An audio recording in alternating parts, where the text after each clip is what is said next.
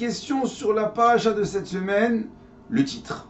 Le titre interpelle, puisque Chaye Sarah, qui signifie le vie de Sarah, alors que notre paracha nous parle dès le début de la mort de Sarah, la mort et de son enterrement. Comment et combien Avraham Avinu va se démener pour pouvoir acheter un lopin de terre pour pouvoir enterrer son épouse.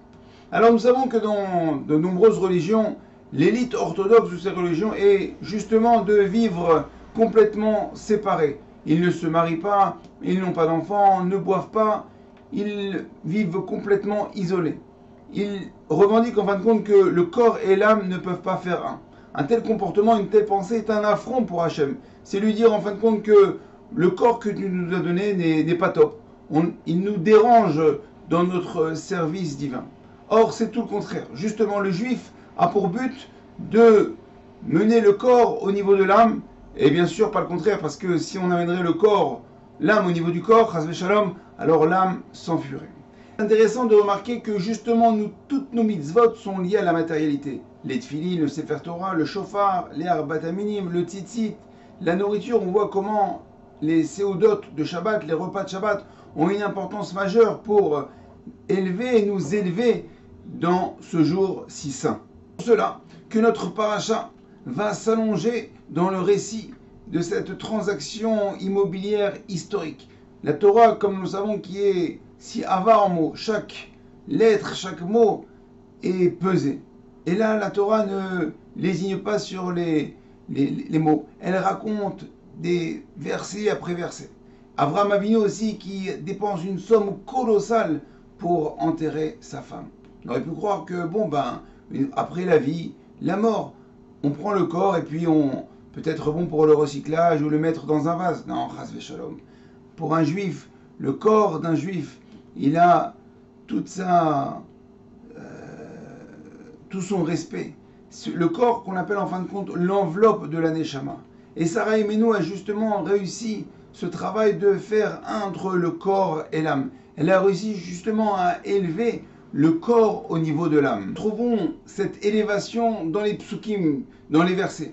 Lorsqu'il est écrit Vaekom Sde Ephron, c'est-à-dire que lorsque Abraham a acheté le terrain à Ephron, la terre, si on peut dire, s'est élevée. Et Rachid nous explique qu'en fin de compte, le changement de propriétaire de Ephron à Abraham a créé dans la terre une élévation. On voit dans les versets suivants que lorsque Sarah va être enterrée à son tour, va pénétrer dans la terre, encore une fois, il va être écrit que comme c'est-à-dire que le terrain va une nouvelle fois s'élever.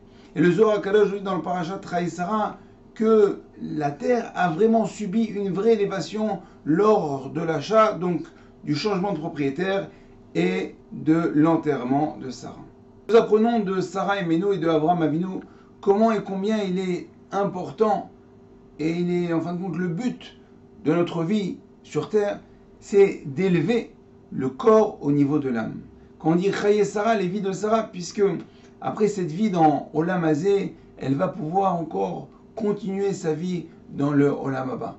Elle a élevé son corps au niveau de l'âme et l'enveloppe corporelle est en fin de compte devenue elle aussi une partie de son âme. Alors je vais vous poser une question. Quel est le point commun entre une paire de tefillin, une entrecôte et une paire de chaussures? Eh bien la réponse c'est que ils proviennent tous de la vache.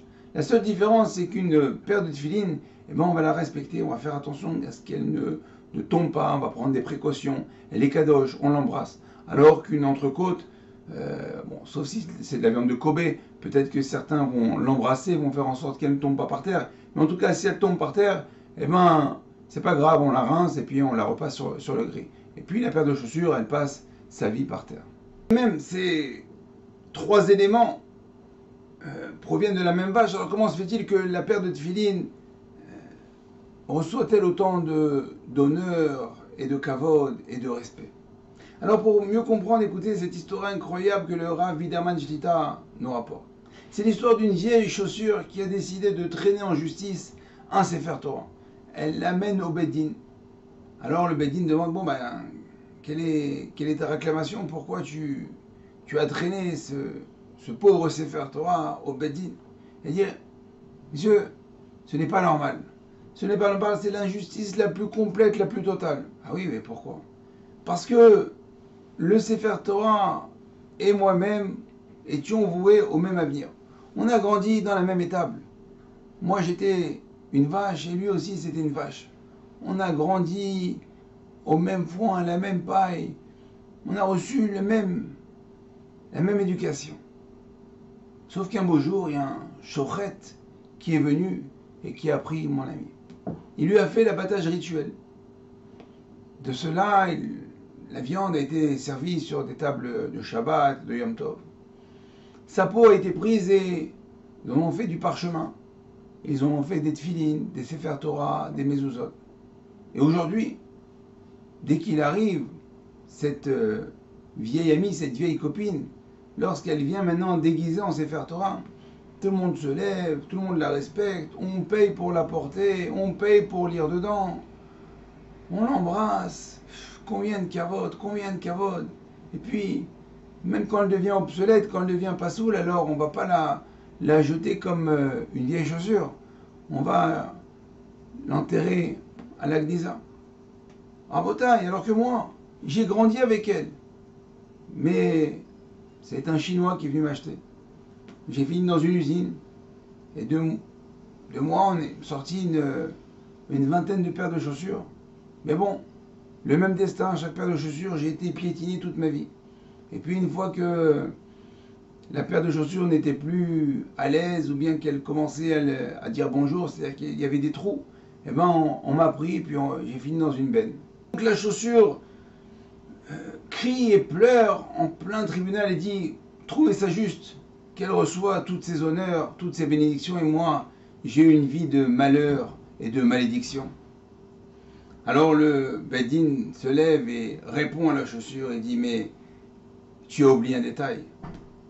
Comment toi tu es devenu chaussure et comment elle est devenue Sefer Torah. Pour faire un Sefer Torah, on a pris cette peau, on l'a laissée d'abord pendant 1 an dans de l'acide pour justement pouvoir l'amincir et la travailler. Et après, on l'a tannée, on l'a frappée, on l'a coupée, on l'a limée, on l'a lissée.